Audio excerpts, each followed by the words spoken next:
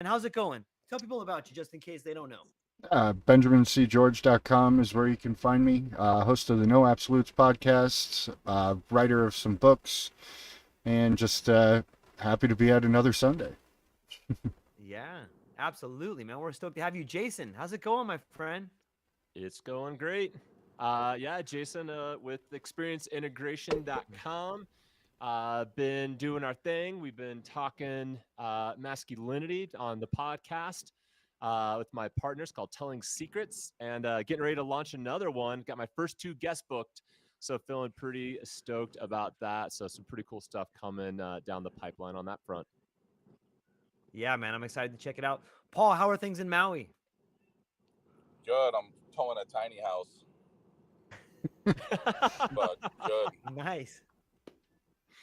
Best intro ever. Nice. You can't one up that. Like, Got the right picture for it, that's for sure. Yeah, totally. Right. So I don't know how Nice. long I'm going to be able to hang with you guys today, but I'll give it a shot. All right. Well, let's pick up where we were, man. For those just tuning in right now, we were kind of getting into out here in Hawaii. Like, we should be the number one place that legalizes drugs, cannabis, mushrooms, but we're not. Why do you think that is, Paul? I think there's too much money being made on the black market. I think they're trying to protect, black market growers and producers. Um, you know, there's a lot of rural spaces around here, especially like in Maui County, where people have been making money growing weed and selling it for a very long time. And I think they are, in some ways doing the right things by trying to protect those guys, and in other ways, kind of a detriment to our community over here by not having psychedelics and like marijuana more accessible. Out of Yeah. curiosity, what do they charge for an ounce in Maui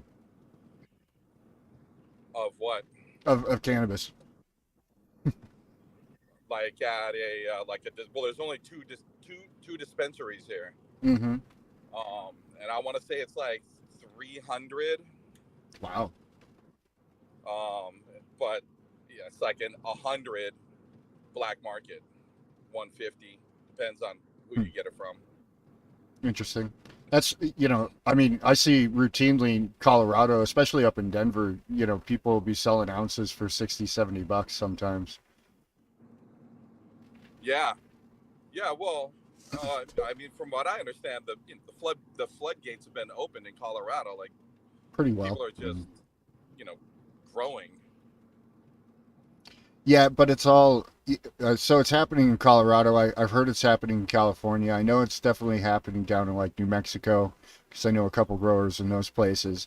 And yeah, what's happening is a lot of people are growing, but the regulations that they're putting in place, the testing requirements, and then, people who are trying to grow who aren't like a big corporation who, submit all of this paperwork and all these things, they're delayed, weeks, months sometimes. They have to get their crops tested 4 or 5 times before they can actually bring it to market. There's all sorts of labeling requirements. There's all this overhead that they're attaching to to those players. So it's kind of pushing out the small guy. Why do you think that is? It seems like an overreach of regulation. I got some friends that are in the game in California, and they're saying the same thing. Yeah. Where it's supposed to be something that would give people more accessibility and drive down the prices. The black market is still alive and well over there because of all of those regulations. Right. Just curious why that's happening. Well, I think it's multi-folded, but I think one of the aspects to it is because it's a big business now. And just like all the other industries, when big business comes in, they find a way to, usually through regulations and governing bodies, to kind of, push out their competition. And because they have the capital to go ahead and afford all this overhead, and they can do so, where the small guy, they know that that small guy can't, and eventually they get pushed out. All of a sudden, those crops, those fields, they get bought up on pennies on the dollar. It's I think it's money driven more than anything, if I were to have to take a guess at it. Well, think about this. It goes the way of freaking milk, right? Like, oh, you can drink this milk, but you can't drink the natural milk. Right. You can smoke our weed, but you can't smoke the weed you bought from your friend down the street. Like, again, yeah, it's a funneling into that element of control and ultimately giving us the ability to say, yes, now we can smoke weed as long as it's their weed. So then it becomes illegal to smoke again. I don't know. It's kind of a weird concept. Yeah. I Yeah, want to say welcome. that's a good point. Yeah, I want to say welcome to Cole. Thanks for joining us, Cole. For those who may not know, man, can you tell people who you are? Maybe introduce yourself.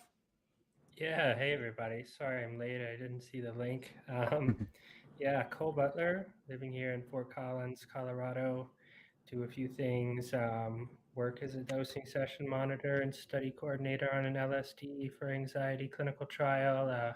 Do some ketamine therapy work, a few other things here and there, but I'll keep it brief. That's who I am. Hi. Welcome. Thank Nice, you. man. Yeah, stoked to be here. Yeah, so I mean, I guess this kind of gets us into everything with Prop 122, right? Like, do what do you guys think is going to happen? Are we going to see we've just been covering this? Are we going to see the Maria Sabinas pushed out for the Elon Musks? Is that what's going to happen? You see the small guys pushed out of here and big pharma come in and take things over. What do you think, Cole? Yeah, well, I'd like to think that that's not going to happen, but it feels like it's already sort of happening. And that's just in my personal interactions. You know, my boss, Scott Shannon, he's a psychiatrist and he's very involved in the space. And he's told me, you know, there will be probably thousands of centers opening up with anywhere from the mom and pop shop type places to the $50,000 experience in Vail. But you know, there's at least one part of the regulations that says you can't have more than any financial interest in more than 5 centers. How that plays out, I don't know. I mean, it feels kind of baked into where it's not going to get out of control. I've already personally experienced a lot of like pressure and sort of Game of Thrones feeling about trying to do something with this and kind of being pushed out or who makes it in, who doesn't, you know, it just feels very kind of, yeah, uncomfortable in terms of, you know, just trying to help people, trying to use this to heal people and then it becoming a big business. So that's where some of my hesitation lies. I mean, I guess we'll see what happens, but it's hard not to see people rushing in to get the gold, just like, you know, the biotech companies right now. There's a new biotech company doing clinical trials every single day. I mean, it seems like overkill, and I don't know. But yeah, we'll see what happens. Yeah, I think that the cap on 5 institutions, I read the language on that. I can start up a different business called Holistic Healing Part 3, and I have another 5, and Part 4, and Part 6, and yeah, I mean, there's actually no like, didn't seem like there was any hard restrictions when in the language there. So I imagine it gets abused pretty readily. Yeah, it's crazy to think about. Like, you know, if we look at what happened to cannabis and we see the licensing nightmares and we see some of the things we were talking about, people getting pushed out, you know, whenever there's big money at stake, there's big egos at stake, and there's long-term market share at stake.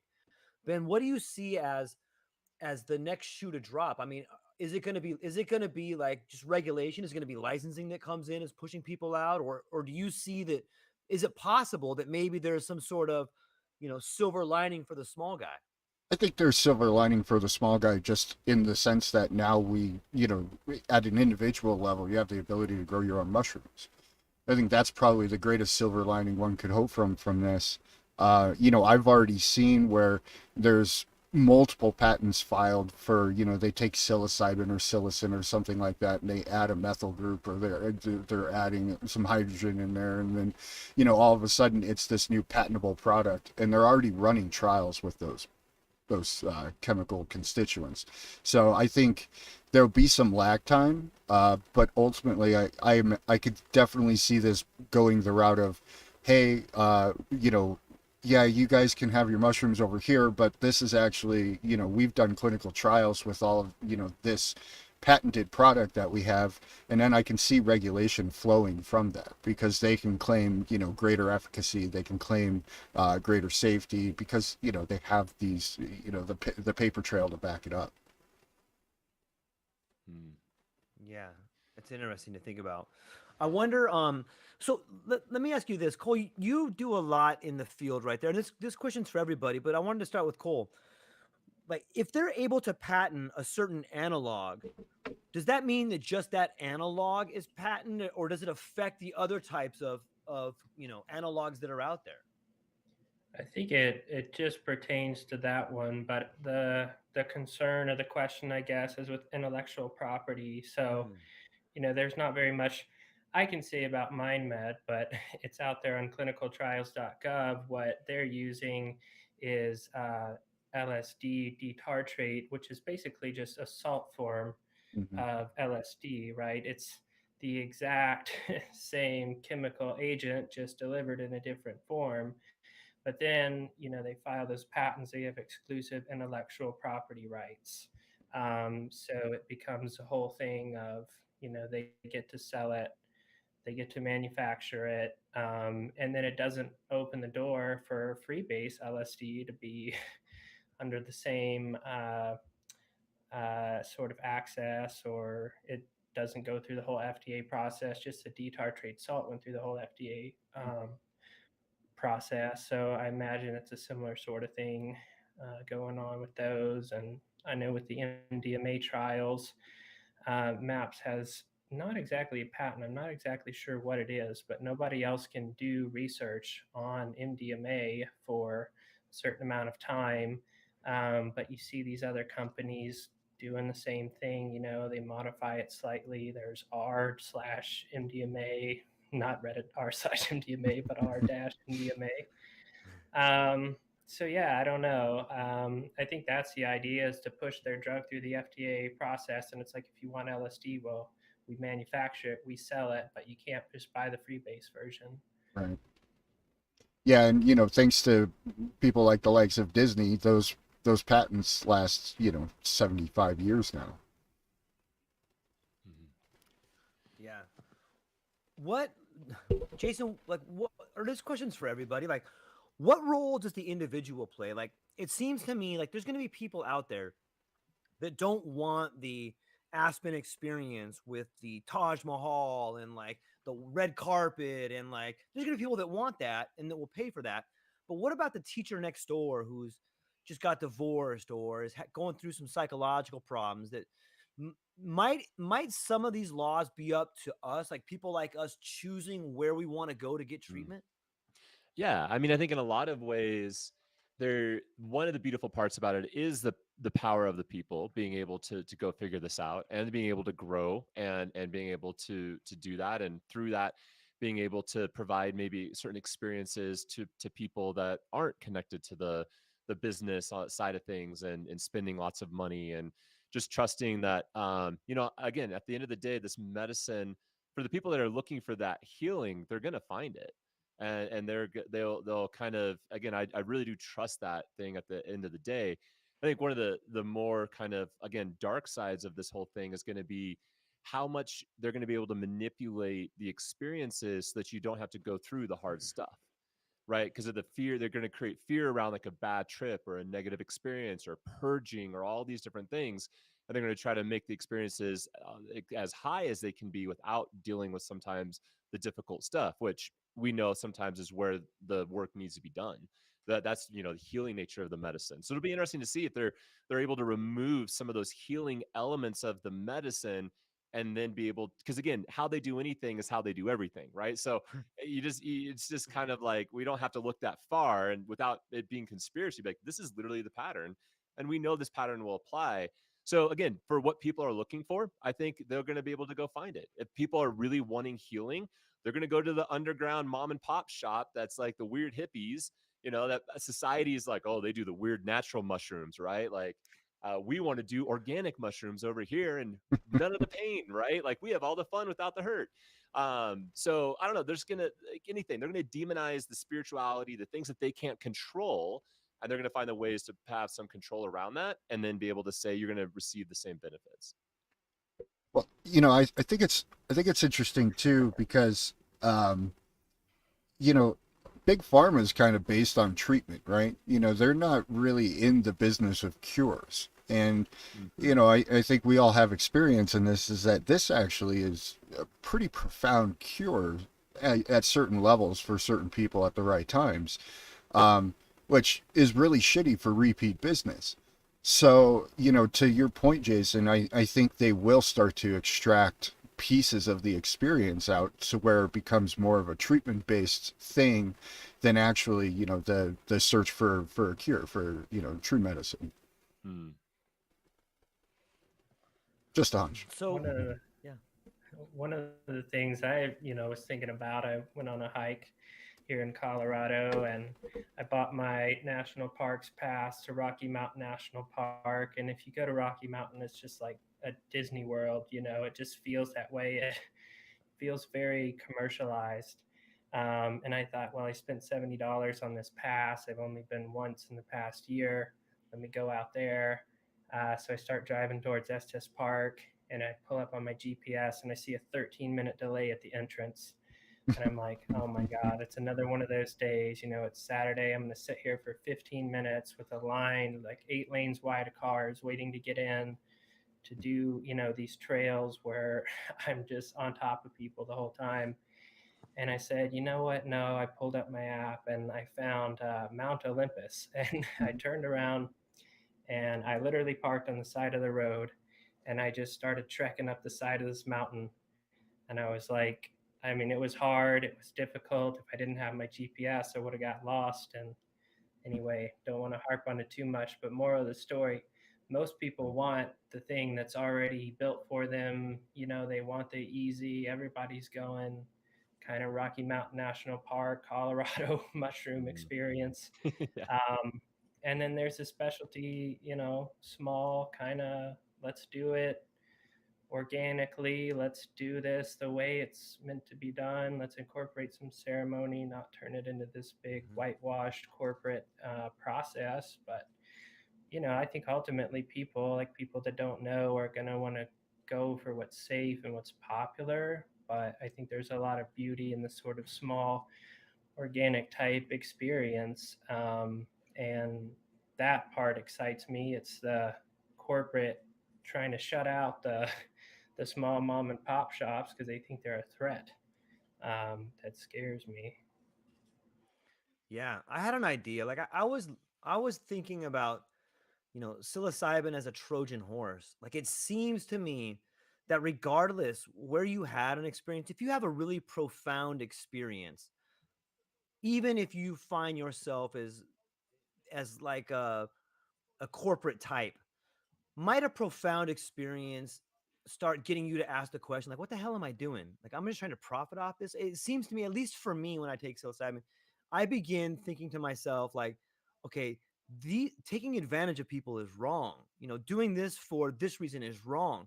And I'm wondering what you guys think about psilocybin as a Trojan horse. Might it be that some of the big corporations start dosing people, even their own executives, and then their own executives are like, wait a minute, we're doing this all wrong, man. We should be trying to help out the people instead of profit off of it. Is that just pie in the sky or what?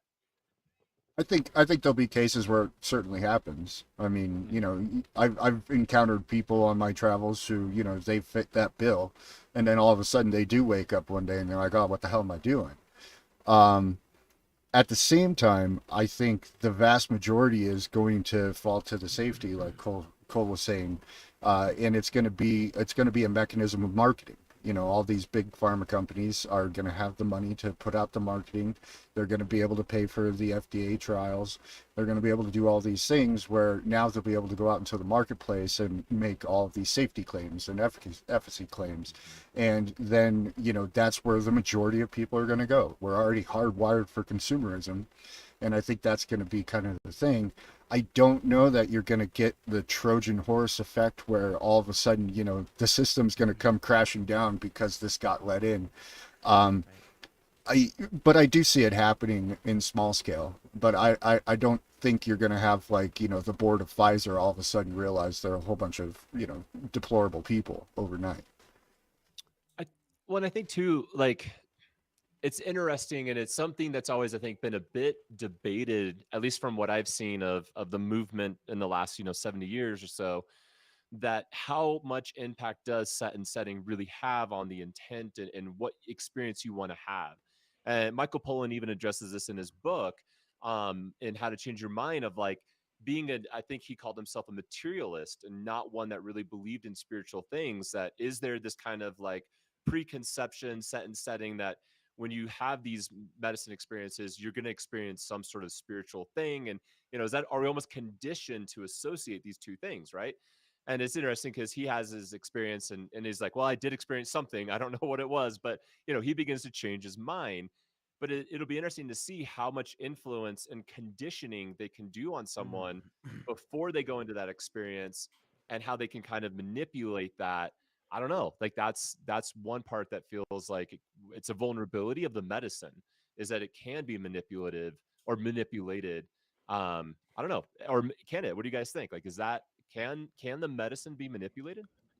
I got I got a I want to I recently talked to Rick Strassman on this idea. I want to read this email that he sent Okay. to me. Yeah. I It was just some hey, how's it going? And then I had mentioned to him, are you worried about exactly what we talked about? Are you worried about the Maria Sabinas being pushed out for the Elon Musk? Here's what he says.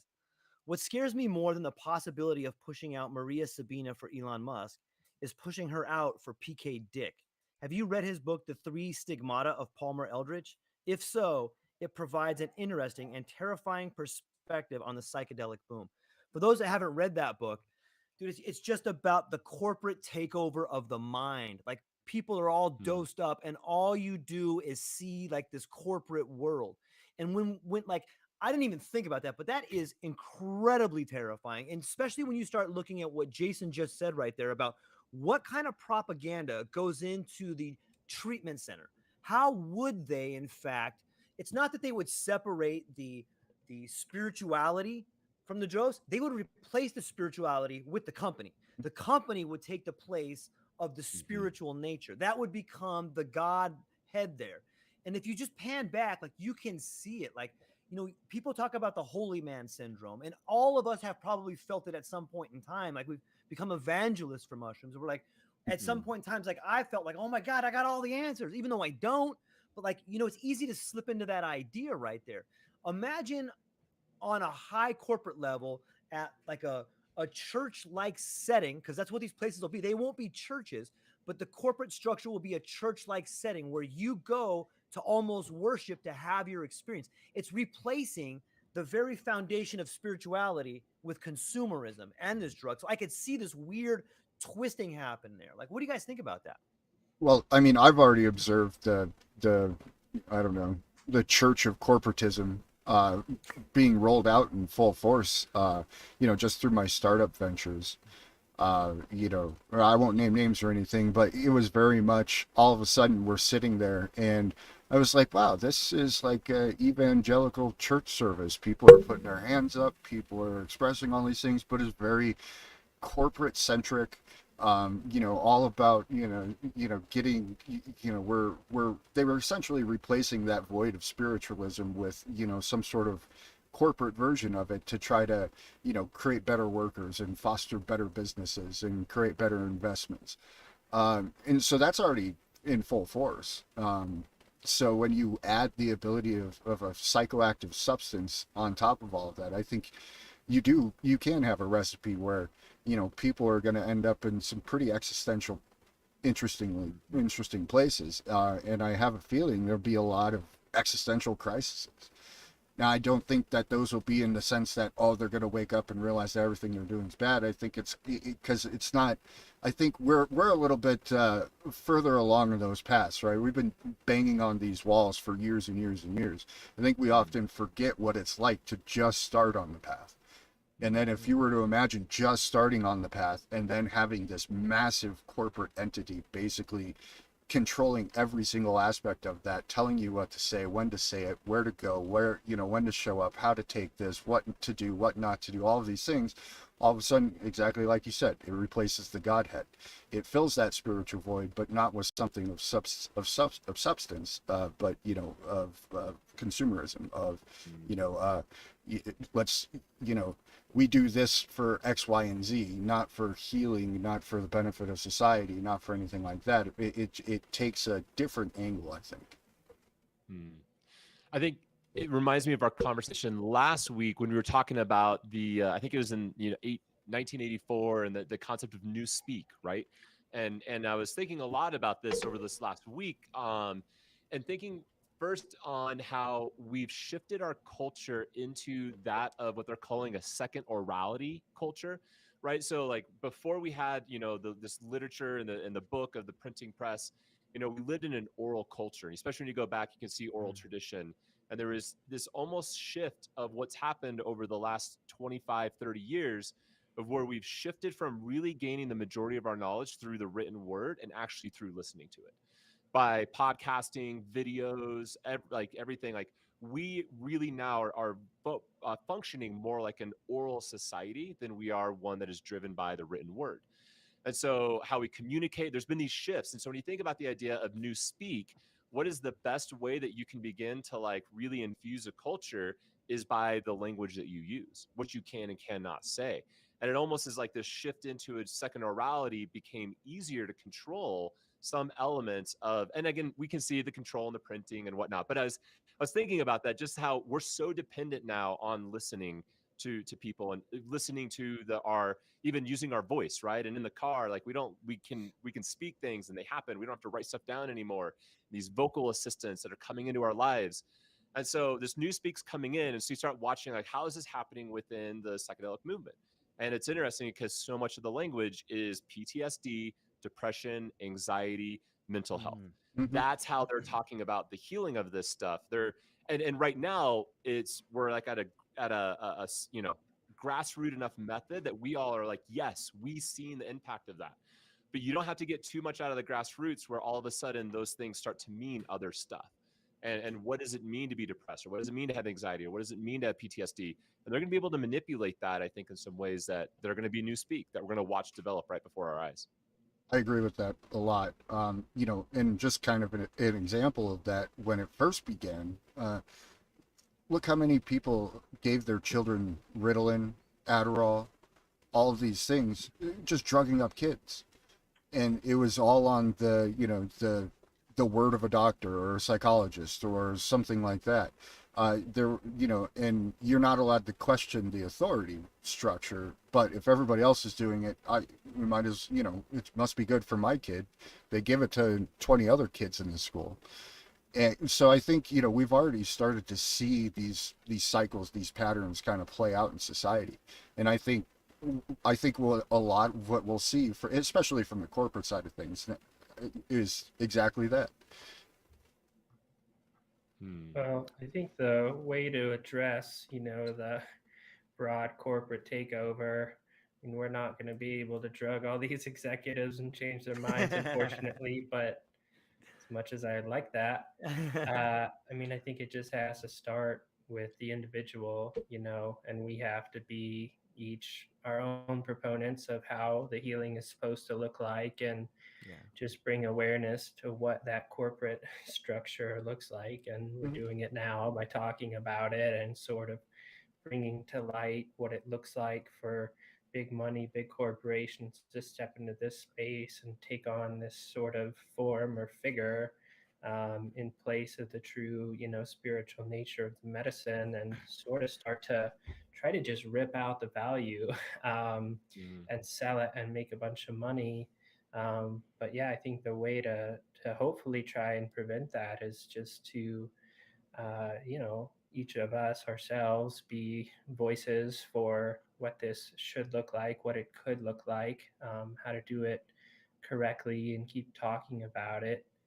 Certainly, the corporate sort of big money model has been what's been scaring me about this thing passing in the past few weeks, because there's no stopping it. It's just like this big tidal wave of big money rushing in and just trying to get a cash grab on this. And that seems so antithetical and to the medicine. It makes me so uncomfortable.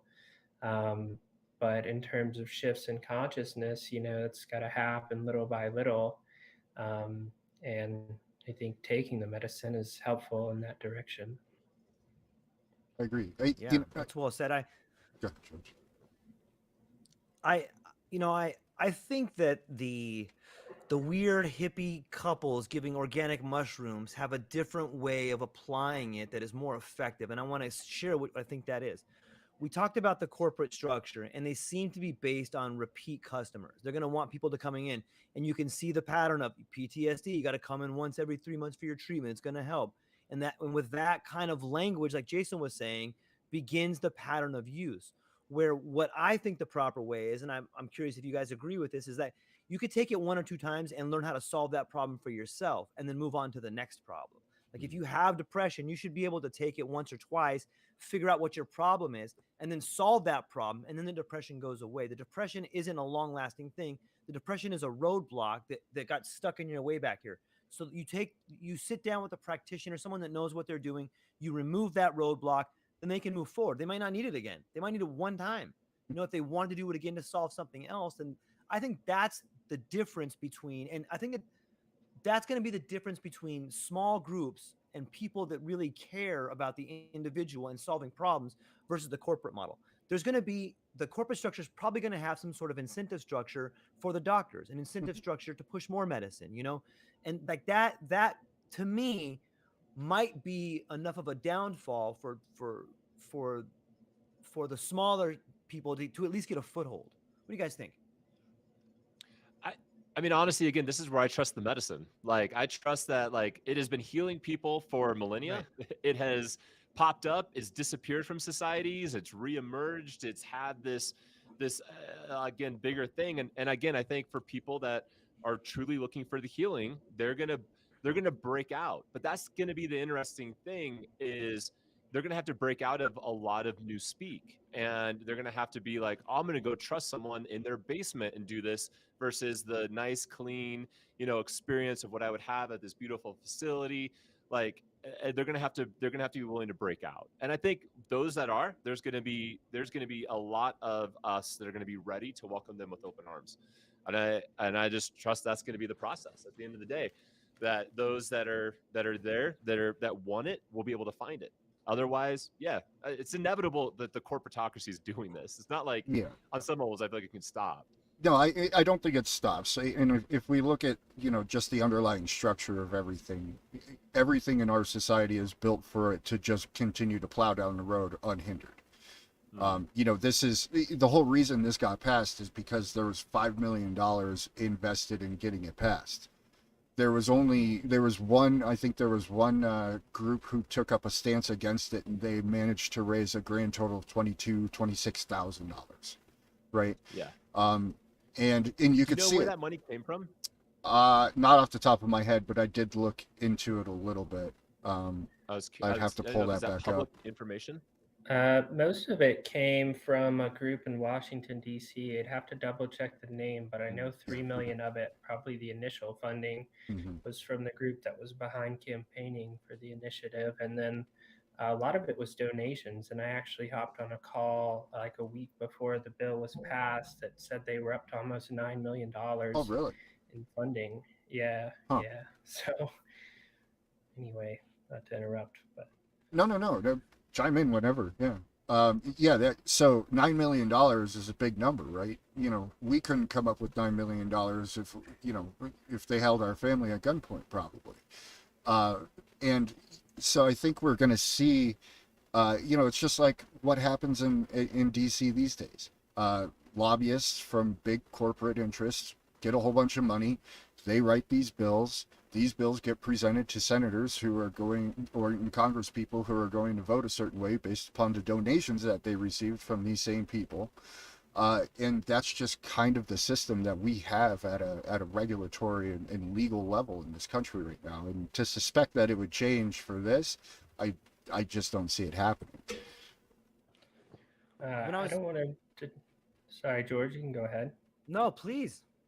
Yeah, I just had one point, I guess, I want to bring up, which is sort of relevant here, which I've been reading about. And I don't know the guy's name 100%. I think it was Mason Marks, but he was like MD, JD, like Harvard School of Law. I mean, he wrote this just intense article about data privacy, um, which, for me is a pretty big issue. And it seems like the state of Colorado, or I don't know who, I think these funding groups are going to have sort of exclusive access to the data. And there's a big concern around PHI, public health, private health information, Hmm. who has access to that. And then this sort of gold mine of data that's going to come from all of this. And there's really no provisions for people to opt out of their data being collected or legal protections if it's not considered PHI.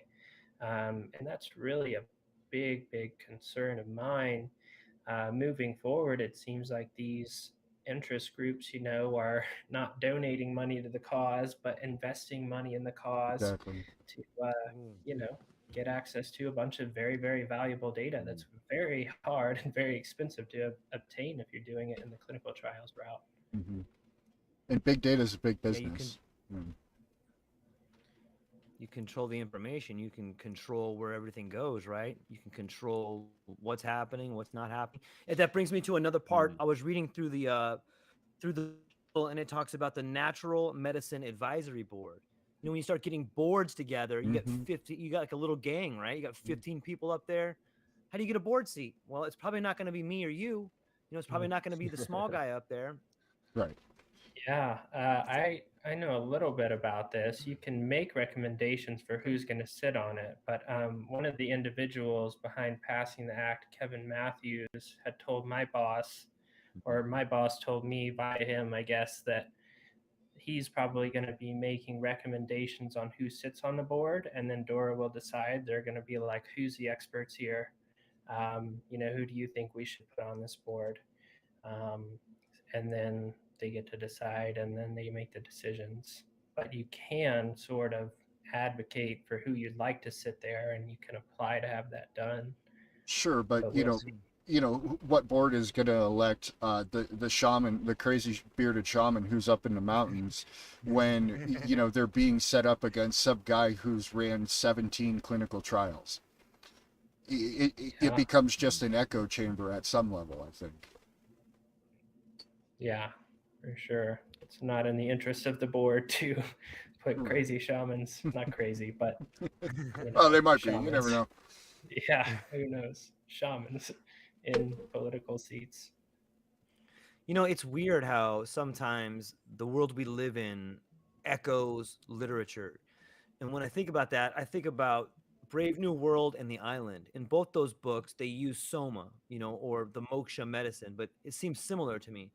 And in one hand, like I almost think that these are the two or these are the two settings, right? Like Brave New World, where you Mhm. use soma to get through the stress times, seems to be the road in which big pharma is using it. Where on the island, the moksha medicine, you have kids taking it, going through trials and tribulations and rituals, and using it to better themselves and have like a form of self optimization in a positive way. Mhm. It's weird how it could be written so long ago, the paths that are out there. Cole, I know you're a fan of both of those books.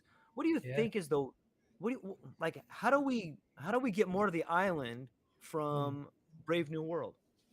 Well, it's been a couple years since I read Island, maybe more than a couple, but uh, if I remember correctly, they say explicitly it's actually psilocybin that they're using, and there's a whole beautiful, I want to say chapter, at least section, where yeah, their 16-year-olds basically go through an initiation ceremony with psilocybin, and they're raised rock climbing and close to nature and doing these kinds of things. But there is the contrast in Brave New World between the sort of soma controlled society and the sort of brash tribalism, and kind of like seeing the positives and negatives of both of those. But I think Island does a good job of painting that picture of not just the medicine, but the broader societal sort of setup of how do we set up our society's policies to be better. Like kids get to go to other people's houses and they run around freely and they're always around parents and these kinds of things. And just kind of like integrating society more. And so for me, that's a very big element. Like the society has to, you know, be in alignment with the medicine. And right now, our Western society is very corporate capitalistic, and this medicine sort of doesn't fit in with our other medicines, and we're trying to fit it into that system, and it's not working. But we need to make the societal level changes, really, to see the healing that we want. I think, we talked about this in plenty of times on the roundtable, but the rise of parallel economies, parallel systems, parallel societies, I think that's probably where we'll actually see these things thrive. Because we do exist at a time where we can define, a framework for a society, for a community. And, we can run these experiments. And I think, there's already a lot of interest to do so. I know a lot of people are working on it besides me. And I think probably over the next couple of years, you'll have these centers, you'll have the corporate side of it, but we'll start to see rises of more, kind of like throwback to your hippie communes, but very different. Much more structured, much more organized, different types of societal merit systems, things based on meritocracies. You're going to have, big city centers probably rolling out experiments with universal basic incomes coming down the pike here pretty quick. And so I think we'll start to see a lot of these. And I bet you that's where, the medicine thrives, is in those types of environments. Yeah. I wanted to add to, I think that there's a different aspect as far as, like, we've been talking about the psychedelic effects of psilocybin and the psychedelic effects of treatment and what it can treat. But I want to talk about something you can learn just not just by taking it, but by watching it. Like, if you grow mushrooms, like, let's think about the terminology. You're going to colonize a jar of seeds. You're going to colonize like something. Like this is kind of what Ben is talking about. When you say starting new systems, I say let's look at the way the fungus grows, and then we can apply that to the way we could build a society. And I know colonization gets it's kind of a bad tangent to it, but just think about like us as the first inoculation going out, and now we're beginning to colonize. Like, it's me meeting Cole, it's Ben meeting Jason, it's us reaching through the airwaves right now and talking to Colorado, talking to people in Switzerland, reaching out to people in Alaska. Like, we're actually beginning to colonize and form the same way the mycelium branches out and moves ideas and moves nutrients to other parts. So too are we acting like the mycelium. We're acting like we're acting out the medicine. And pretty soon you're going to see these fruits grow. And I think that, I can tell you, my podcast alone has just, I don't even know how this happened, but it's when I began seriously when I really began looking at my life through the idea of, you don't come into this world, you come out of it. And I think about mushrooms all the time like that. Like, we are growing as a network. And I think if more people understood that, we move like that, we grow like that. I think if we can get away from the language of mine and switch it up to ours, like, it's the second you say it's mine or it's his, you have erased the fact that we work together. And I think that's kind of what mushrooms shows us. If you look the way it grows, it has to reach a certain level before it fruits, and that's what we have to do as a network. Like, so I'm just trying to make the point that you can learn a lot about the world and the environment you live in, not necessarily by taking mushrooms, but just like watching mushrooms. Have you guys ever thought about it from that perspective? Well, I think. So I was going to say the one thing I think is interesting about that is also remembering that this beautiful mycelium network supports lots of mushrooms, not just the ones that give us magic. They also support the mushrooms that freaking, take over the ants and invade entire colonies and wipe out ants through its seed. And it's the kind of mushrooms that can, like in Paul's or the film Fantastic Fungi, where they're talking about the ability to use mycelium and mushrooms to like break down oil and the evils. Like, so I think on some levels, like the answer is yes. Like the mushroom, like it shows us this beautiful network, but it's also going to do a lot of different things for us besides just give us the magic and the connection to something bigger than ourselves. The best systems that I've ever observed designed and operating are systems that reflect nature. Yeah, and I think there's a lot to be said about that. Yeah, I think about mushrooms a lot too. Used to read a lot about them, still do sometimes. Actually, I've got a soup going right now. Got three different kinds of mushrooms. I Nice. Hmm. found those little, I don't know, they're grown in China, but I don't even know what they're called. But it's a bunch of little tiny ones, and Cordyceps. oysters. Oh. No, no, I wish. Um, anyway, yeah, and then as Jason was speaking, I was also thinking about how mushrooms, and mycelium integrates underneath the ground with other organisms and supports other systems and organisms. And there's a whole interconnected, deeper nature between the mushrooms and the rest of life, certainly between our brains and psilocybin, which is just completely mind blowing in and of itself. But the mushrooms, can give us nutrients, if we eat the right ones. Um, Hmm. and they also give, nutrients to the trees and the root systems, and they feed back and forth. And I think that's really beautiful as well. I mean, Yeah. we're mushrooms are really interesting in the fact that they inhale oxygen and exhale carbon dioxide, similar to us, right? We have a fungal system in our body, uh, and very neglected fungal system for most people, as it were. Mm. And I think that's why, the advent of, not just the medicinal mushrooms, but also, the healthy mushrooms and Paul Stamets has done fantastic work on things like turkey tail, fly agarikon, reishi, cordyceps, all, and there's, lion's mane. And, we found awesome properties from these because they engage something that's inherent in us. And I think that's a very, it's a nice fundamental aspect, just like a cannabinoid system. We have all these systems in our body, and the more that we can nurture them, and then, as above, so below, which we talk about a lot on this show, uh, these are things that we can then take from the internal to the external. And there's lessons to be learned, there's metaphors to be had, and there's a lot of good times with it as well, I think. Ben, you had mentioned a while back something about ionophores, but I don't know that we fully got into that. And could you maybe explain that again? Sure. Ionophores are basically, they're the charge carrier in the body. So when your cell produces a charge, the ionophores take that charge and propagate it to the surrounding tissue. Uh, the more ionophore content that you have, the greater that charge density can be. And from the literature, it says that ionophores are generated mainly via fungus and bacteria in the human body. So the idea, and this gets into like the bioelectric field, which is getting a lot of interest now, is kind of, we have biochemistry and then bioelectricity, because there's different bioelectric states that seem to have an effect.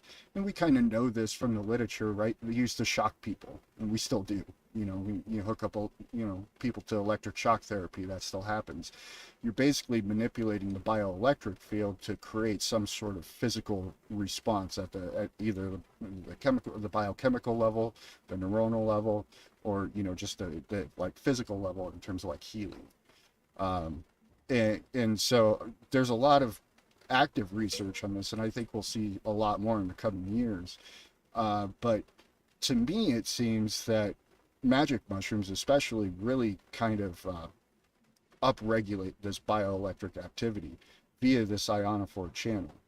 At least that's kind of what I'm putting together. It's still active research, but yeah. Yeah, it's amazing to think about. As I was thinking about our previous conversation a little bit earlier, what can we try to steal? Let's try to steel man the pharmaceutical end of it. Like, what are some good things that could come out of these guys? Like having the money get in there, and then maybe finding some new analogs, or like, can you think of some really good things, Cole, that could come out of pharma bringing big money into this area? Yeah, I mean, probably the biggest one is safety data, and accessibility via insurance coverage. And I mean, I'm very much the hippie guy in many senses, but I also work on these psychedelic clinical trials, and it's a very laborious process to do it and to do it safely. I mean, it's a lot of the times it feels like overkill, but it's like, hey, we're going to give LSD to people like we're going to take a lot of safeguards if we're going to do this above board. Way too many, in my opinion, but you set it up very carefully and cleanly so that you can get good, clean data. And a lot of what the FDA cares about is safety. So you have your primary outcome measures, which are very scientific. Did it work? How much did it work? How strong was it, kind of thing, and a follow up. And then you've got what are the adverse events? Are there serious adverse events? Is somebody committing suicide? And you record every single adverse event, whether somebody stubs their toe in their own home while they're enrolled in the trial. It has nothing to do with the drugs. And they come in and they say, I stubbed my toe. Well, then you say, okay, well, that probably wasn't related to the drug. It was moderate or mild, and the thing that you get with that is a lot of very valuable data on safety. And then, without the insurance companies having that safety data, they can't say what the risk profile is to make it more accessible. And I'm sure we could get deep down a rabbit hole of the healthcare system and the insurance model and how that plays into pharmaceuticals. I certainly could. But anyway, these treatments are extremely expensive. Providers' time is very expensive. Obviously, we want, well, I don't know if it's obvious, but male female therapy pair seems to be the best kind of model for like full day MDMA sessions, and probably others as well. That's kind of how we're doing it in the LSD trial. And paying for providers' time, nurse practitioners, 250 an hour, psychiatrists, 300 an hour, LPC therapists, 150 an hour, and you're talking about 8-hour days. And then you're talking about preparation, integration work. So pretty soon, and facility fees, pretty soon you get into the tens of thousands of dollars range for treatment, and that's just only accessible to a small slice of the population. So in terms of accessibility to the lay public, the general public, we need insurance reimbursement, but we're not going to have that without having a lot of data on safety. Wow, Hmm. that's deep. I mean, I agree with that if we're steel manning the argument. I disagree with that from the perspective of, you know, what's the LD50 on psilocybin? There isn't one recorded to my knowledge, right? You know, same likewise for LSD. I don't think there's an LD50. But, you know, so we have these substances that are very much proven from other types of data to be very, very safe. But I know where you're coming from the insurance perspective and the alternative risks, the suicides, the things like that. That has to be there for insurance to take part of this, and that gets into, you know, the rabbit hole of that model. But, you know, to counter the steel man argument, I think these things have been growing on this planet for millennia, and they've potentially have, you know, influenced society multiple times over. And I think they're going to do it again. And I think, you know, having the ability for everybody to grow mushrooms is probably, you know, that first step of that evolution of things. You know, we're steel manning it, so I don't want to push back on it too much, but you know, it's just, yeah, it's hard for me to steel man this one.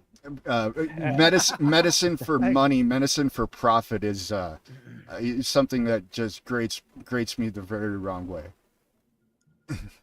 Yeah. Jason, you got any thoughts on that?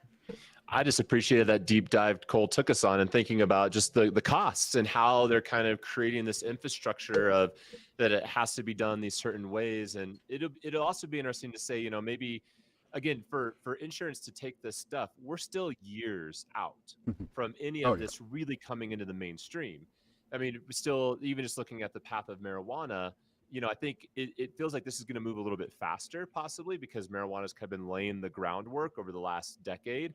And so it's like, if we were able to get marijuana working on a federal level, that conversation is now coming into the mainstream.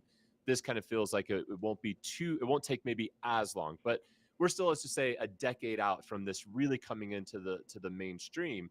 And so it'll be interesting to see societally how on some levels, dude, the upper echelon, the bigger divide between the haves and the have-nots. The haves have this piece to their life because they're having these experiences and they have access to it, and they're getting this healing, and we see kind of the further separation from those that maybe can't get access to it. And that's where I think that will be really, again, trusting the power of people to be able to facilitate it in smaller, more mom and pop shops, and hoping that that can be a faster movement on some levels. Once this stuff gets all kind of legalized, like, great, now, again, looking at the measure, I can apply for a license. I have a healing center. I don't have to maybe do all of the same pieces for the scientific testing and whatnot. And I can start just being able to work with people and provide healing. The faster we can get there, the better. So again, we know the other side's going to happen. So how do we then just look at the positives? Like, great, this will give us the access in the mainstream. Like, more and more people was talking about it. And now we can start being able to just, the people that want it, be able to provide it for them. Yeah, it's interesting. It gets me thinking too. Like Cole, Ben, and Jason. I don't have any clinical trial experience, but I'm speaking to maybe you guys that do. Like, how do you like? Let's just say a generic clinical trial for LSD. Like, how do you create a trial to tell how strong something is? Like, how do you measure the strength of something in like that, Cole? Um, well, if I understand your question correctly, I mean, that's kind of the trial I'm working on. So it's a dose finding study. So they're testing a placebo, 25 micrograms, 50, 100, and 200, and then randomizing to any one of those five treatment arms. You get one dose, and then you see what happens with anxiety, and you plot it on a dose response curve. So the primary outcome measure for us is the Hamilton A anxiety measure. So you basically have a random blinded person assess their anxiety with a semi-structured diagnostic interview, and then you give them the LSD and come back and see what happens. And then, yeah, once you have that data, you can plot it on the curve. I don't know about like how strong the medicine is as much as like how much it works. I guess that's more pharmacokinetic kind of stuff, unless you're just talking about subjective effects. Yeah, it's interesting. I was curious what a clinical trial looks like from that angle. It's it seems interesting on attempting to measure some things that are subjective, and it sounds like there's ways to kind of get around it. I was reading in the story about they would look at rats and watch their head twitch, but like that doesn't seem to be a real good measurement. Yeah, well, and I think a lot of these scales are kind of subjective scales, and the idea, kind of the underlying philosophy is if you repeat it enough, you'll get kind of a correlation to the data, so then you can get some takeaways from that kind of give you the idea that, hey, in 80% of subjects it was reported that they weren't on the placebo, that they had this subjective experience, and then you can take away pieces of data like that. So you kind of use the masses to pull out, kind of more explicit information.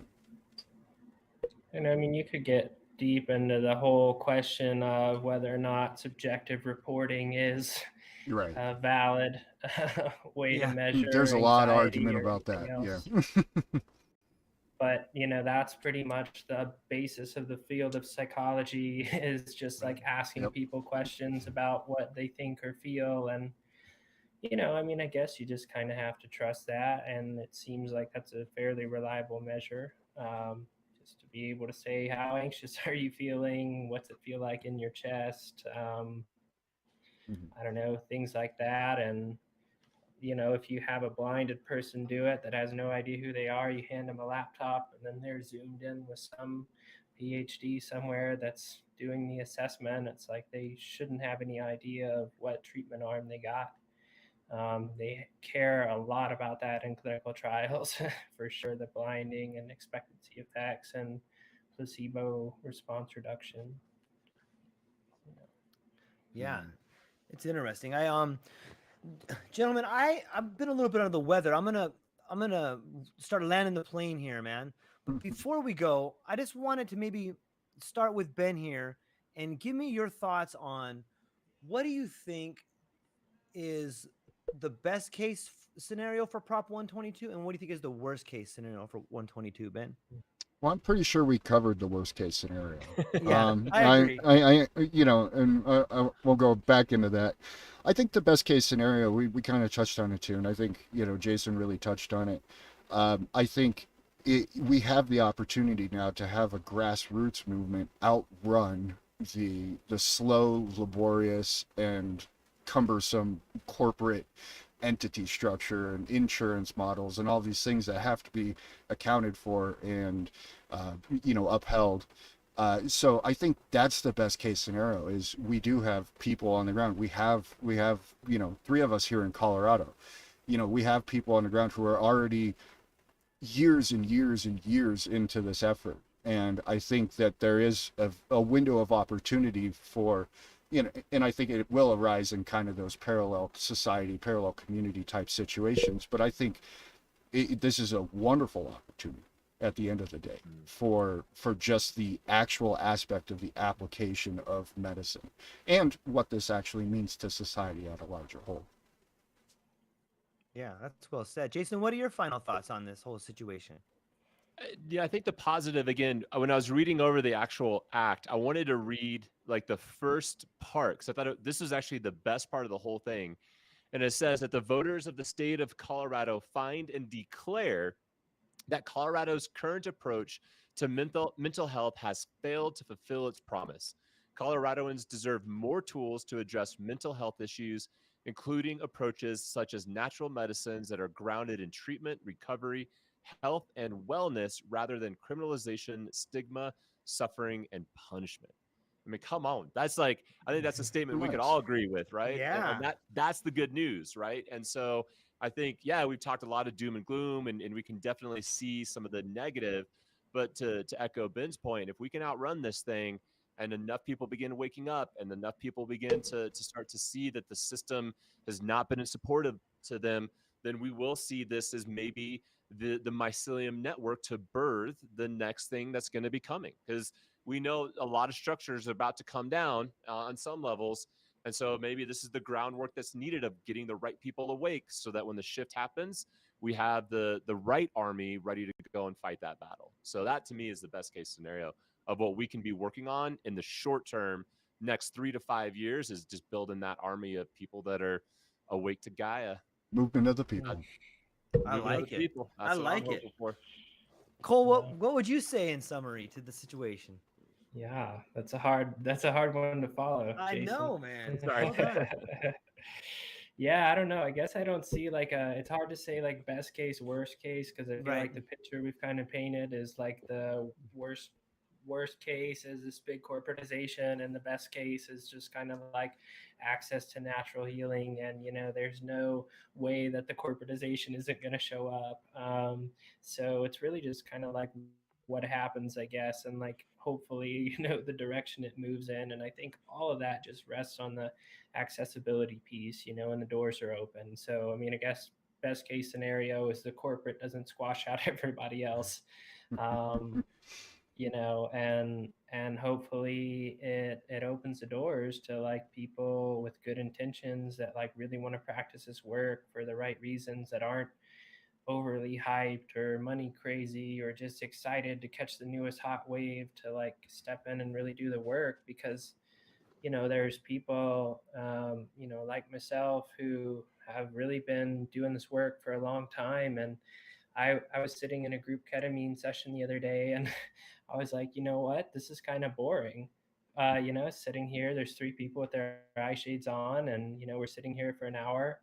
But I'm here and I'm doing the work. And I mean, granted, it's good to hold space for them, and a lot of the exciting stuff comes afterwards when they tell you what the hell they saw. But it was just like, well, there's no reason to get like overly rushed or overly excited. I mean, sometimes it's scary in there, sometimes it's boring, but it's just like, okay, I'm right here with somebody that's going through it right now. I'm doing it. It's not this big crazy thing. It's not my life is amazing. It's not, wow, oh my God, I can't believe I'm doing this work. I'm just super aligned and focused right now. It's just, you know, work, and it's important work, Mm. and it's good work, and it's gratifying. But at the end of the day, it's just like the people that are in it for the right reasons are just going to keep showing up no matter how much Yeah. hype there is. And hopefully that is a stable enough thing to, yeah, to keep us going, to keep us alive, to move us in the right direction. Man, that's really well said. And I believe I've met so many people with their hearts in the right spot that actually care about what happens to other people. And I think that there's a lot more of us than there are of them. And I know you shouldn't use us and them or whatever. Ultimately, we're probably all the same, but there's so many good people, and I'm sitting next to three of them right here. Cole, you've recently started kind of a new venture. Why don't you tell people about that? Oh yeah, thanks, man. Yeah, I have a small coaching and consulting business. So uh, I've been coaching people around recovery from problematic cannabis use. Not all cannabis use is problematic, I understand, but for some people like myself, it is and has been. So started doing that, and also can do some psychedelic integration coaching or sort of career alignment stuff. Yeah, and the consulting is kind of around if you have a career and you're looking to be more involved with psychedelics, I can help guide people in that direction. Mostly for me, it's been a more traditional research environment into a psychedelic research environment. So that's kind of my wheelhouse. But, I'm open to exploring kind of other shifts into psychedelic careers and what that might look like, whether that's in therapy, also do that. So, yeah, just kind of like a side project to help get more people in the space, help people out. Where can people find you at? It's lionheartwellness.net or Cole Butler on LinkedIn. Nice. I would recommend everybody check out Cole. He's an amazing individual. He Mm. genuinely cares about making the world better. And he's, if you just read some of his posts, you'll have to stop for a minute and be like, it's amazing. How come I didn't think of that? You know what I mean? But he's really awesome. Ben, what do you got going on, my friend? I've seen the podcast blowing up over there, and I'm surprised you haven't mentioned No Absolutes, the book, once yet. Well, I try to not to plug it all the time. Uh, Why not? Plug it. Come on. no, yeah, I've been taking care of my little 1-year-old nephew recently, so I've been a little behind the scenes more than anything. Yeah, I'm working on a lot of automation to kind of help build this network and put it to the next level. Uh, More podcasts should be coming out here pretty soon. I just need to find the time. So that should be in the next week or so. But yeah, check me out at benjamincgeorge.com for the book, the podcast, and anything else that might be coming down the pike. Yeah, and for those listening, there's a reason they call him Mr. Wizard. The more that I spend time with Ben, the more I realize how much of a wizard he is, man. Thank you, Ben, for everything. Jason, what's going on, man? I know you've got some things in the works. Yeah, just continuing my podcast called Telling Secrets with my partner. That we have an episode coming out pretty much every week on that, which is always a lot of fun. And then I've been working on kind of starting a solo podcast focusing on masculinity and fatherhood that should be coming out with its first couple episodes in the next few weeks. So looking forward to seeing that kind of come online. Yeah, me too, Cool. man. I've had a real great time getting to hang out with you a little bit, and I'm impressed with the work you're doing, and I think you're one hell of a communicator, man. So thanks for being part of it. Thanks, man. So that's what I got for today, ladies and gentlemen. This was an epic show. Thank you to every one of you for spending some time with me today. Usually we do 2 hours, but I'm a little down and out right now. So Well, feel I'm better, really George. thankful, though. Yeah. Yeah. All right, guys. I will talk to you next week. Thank you so much, buddy. Aloha.